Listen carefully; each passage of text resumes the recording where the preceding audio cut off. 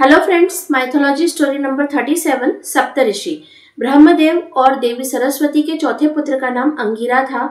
अंगिरा जो एक ब्राह्मण थे, उनका विवाह प्रजापति दक्ष की दो पुत्रियों से हुआ जिनका नाम सुरूपा और स्मृति थे।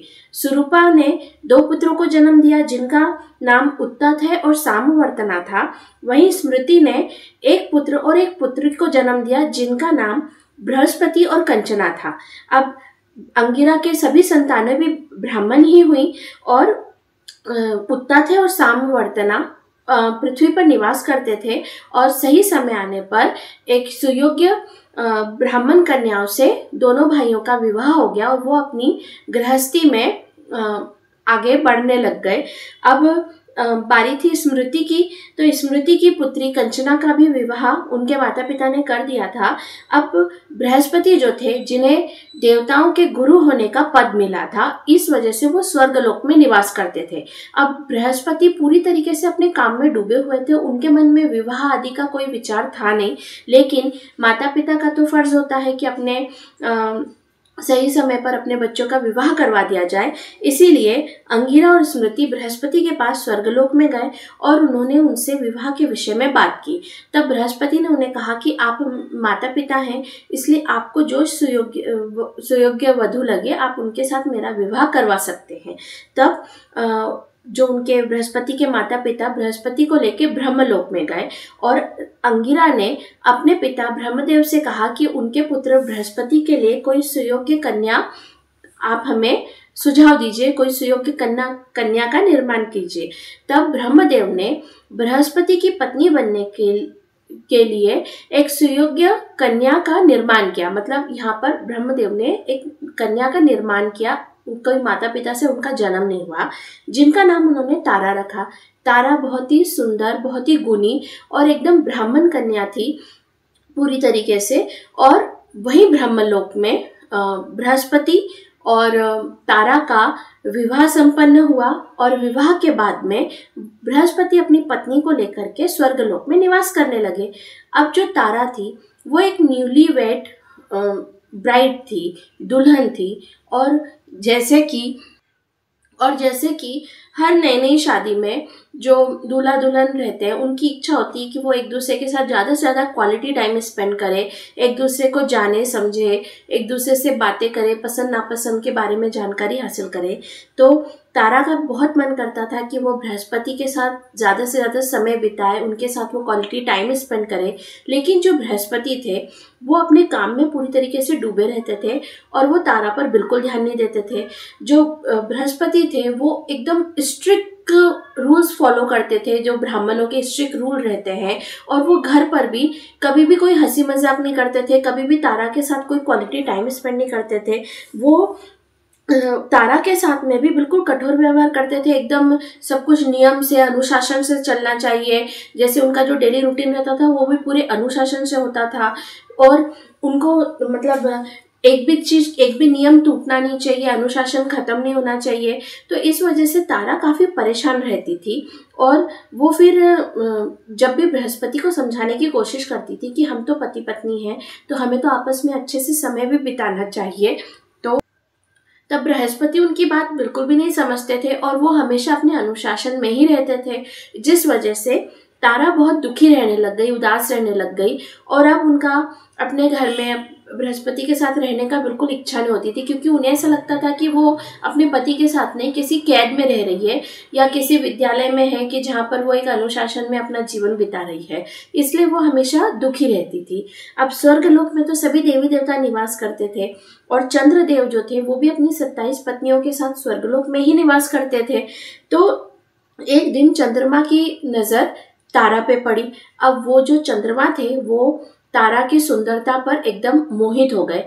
अब वो विवाहित थी और वो गुरु पत्नी थी, लेकिन उसके बावजूद चंद्रमा को तारा बहुत पसंद आने लग गई और वो उस पर बिल्कुल मोहित हो गए। और इसी तरह वो धीरे धीरे तारा से मिलने की, उनसे बातें करने के मौके ढूंढने लगे। अब चंद्रमा के मिलने से, बातें करने से तारा को भी अच्छा लगने लगा और धीरे धीरे तारा भी चंद्रमा की तरफ अट्रैक्टिव होने लग गई और उन दोनों के बीच एक लव रिलेशन डेवलप हो गया। अब जो है इस बात की खबर किसी को नहीं थी, पर उनका सीक्रेटली एक लव रिलेशन चल रहा था। पर वो दोनों अब खुलेआम एक साथ रहना चाहते थे, लेकिन वो दोनों स्वर्गलोक में तो ये कर नहीं पाते थे, क्योंकि चंद्रमा भी विवाहित थे और तारा भी विवाहित थी। इसलिए एक दिन बिना किसी को बताए वो दोनों स्वर्गलोक को छोड़ करके चले गए। अब स्वर्गलोक में चंद्रमा और तारा दोनों के दोनों एकदम चले गए कहीं, किसी को उनके बारे में कोई जानकारी नहीं थी। सब लोग एकदम आश्चर्यचकित हो गए कि ऐसा कैसे हो सकता है, क्योंकि ये तो देवताओं के बीच पहली ऐसी घटना थी कि जब कोई किसी की पत्नी और किसी का पति एक साथ कहीं चले गए हो और उन्हें कोई जानकारी नहीं थी कि ये दोनों कहाँ गए हैं, कहाँ छुपे हुए हैं। पर ये सब एकदम मतलब शॉकिंग था सबके लिए, और सभी लोग जो थे वो उन दोनों को ढूंढने लग गए। और वहीं पे जो चंद्रमा की 27 पत्नियां थी उन्हें तो बुरा लगा ही, खास तौर से चंद्रमा की जो सबसे प्रिय पत्नी थी जिनका नाम रोहिणी था, उन्हें काफी ज्यादा बुरा लगा। और रोहिणी को उसी समय भगवान शिव की बात याद आई कि जब शिव ने उनसे कहा था कि जिस प्रकार तुम्हारी बहनों से उनका पति दूर हुआ है, जो चंद्रमा जो उनकी बहनों के भी पति थे उनसे उनका पति दूर हुआ है, उसी प्रकार एक दिन ये पीड़ा तुम्हें भी झेलनी पड़ेगी और किसी और स्त्री के लिए तुम्हारा पति तुम्हें छोड़कर उसके साथ चला जाएगा। तो आज के दिन भगवान शिव की कहा हुआ ये बात सही साबित हुई। अब ये सब क्यों हुआ था, अगर आपको इसकी स्टोरी जानना है तो आप मेरा पिछला जो वीडियो है जिसमें सोमनाथ ज्योतिर्लिंग की मैंने स्टोरी एक्सप्लेन की है, आप उसे देख सकते हैं, क्योंकि ये सारी चीज़ों का मैं सोमनाथ ज्योतिर्लिंग की स्टोरी में मैं कम्प्लीटली एक्सप्लेन कर चुकी हूँ। Now back to the story. तो चंद्रमा और तारा जो थे वो सीधे पाताल लोक में आ गए थे। पाताल लोक में जो मणिधारी इच्छाधारी नाग रहते थे, नाग नागिन रहते थे, और उस लोक में किसी के भी आने की कोई भी मनाही नहीं थी, कोई भी यहाँ पर आ सकता था। और वो दोनों वहां पर उस लोक में जाकर के छुपे हुए थे, रह रहे थे और आपस में बहुत ही अच्छा क्वालिटी टाइम एक साथ क्वालिटी टाइम स्पेंड कर रहे थे। हाँ, लेकिन कब तक वो छुपे रह सकते थे। फाइनली देवराज इंद्र ने उन्हें ढूंढ ही लिया, और जब उन्हें ढूंढ लिया गया तो उन्हें वापस से स्वर्गलोक में लाया गया। लेकिन जब वो स्वर्गलोक में आई तब उन्हें पता चला कि तारा जो थी वो प्रेग्नेंट थी और उस बच्चे का पिता चंद्र था। अब ये तो और भी ज्यादा कॉम्प्लिकेटेड सिचुएशन हो गई थी, क्योंकि चंद्रमा की शादीशुदा थे, वो 27 पत्नियां थी उनकी, और तारा जो थी वो बृहस्पति की पत्नी थी और वो प्रेग्नेंट थी, और साथ ही वो उनके उस बच्चे का पिता चंद्रमा था। अब इस कॉम्प्लिकेटेड सिचुएशन से बाहर कैसे निकला जाए और इस प्रॉब्लम को सॉल्व कैसे किया जाए, ये एक बहुत बड़ा क्वेश्चन था।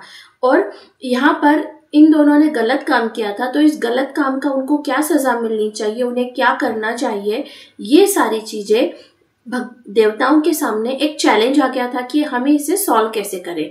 फाइनली सभी देवताओं ने आपस में बैठकर विचार किया कि अब हमें इस प्रॉब्लम को सॉल्व तो करना ही है, और जो अपराधी हैं उनको सजा भी देनी है, लेकिन इसको सॉल्व करेंगे कैसे। तो सभी देवताओं ने मिल करके ये डिसाइड किया कि हम विद्वान और समझदार 7 ऋषियों को हम नियुक्त करेंगे। ये 7 ऋषि जो है वो बृहस्पति, चंद्रमा और तारा, इन तीनों से बारी बारी से अकेले में बात करेंगे, उनकी सारी बात सुनेंगे, उनकी प्रॉब्लम जानेंगे और उन्होंने ऐसा क्यों किया इस बारे में वो डिस्कस करेंगे। और उसके बाद ये 7 ऋषि जो है वो आपस में डिस्कस करके वो इस समस्या का समाधान निकालेंगे। तो ये जो है ये 7 ऋषि, इनको 7 की संख्या इसलिए रखी क्योंकि ये विषम संख्या है, ऑड नंबर है, जिसमें से जो है कोई ना कोई मतलब जो भी वोट होगा, जो भी डिसीजन होगा, तो अगर 3 लोग एक साथ हो गए तो कम से कम 4 लोग का वोट तो अलग होगा ही, जिस वजह से डिसीजन लेना आसान होगा। तो इस प्रकार से ये 7 ऋषियों को इस प्रॉब्लम के सॉल्यूशन का जज बनाकर उन्हें रिप्रेजेंट किया गया, और जिसे हम आज के समय में जूरी कहते हैं। तो सप्तऋषि जो थे वो जूरी होते थे, और ये 7 ऋषि थे इसलिए इन्हें सप्तऋषि कहा जाता था। तो ये जो जूरी था वो इस केस को सॉल्व करने वाला था। तो अब ये सप्तऋषि कौन कौन थे और इन्होंने केस को कैसे सॉल्व किया, इस प्रॉब्लम को कैसे सॉल्व किया, ये जानने के लिए हम इसके पार्ट 2 में इसकी स्टोरी एक्सप्लेन करते हैं। तो मिलते हैं सप्तऋषि पार्ट 2 में। Okay, bye.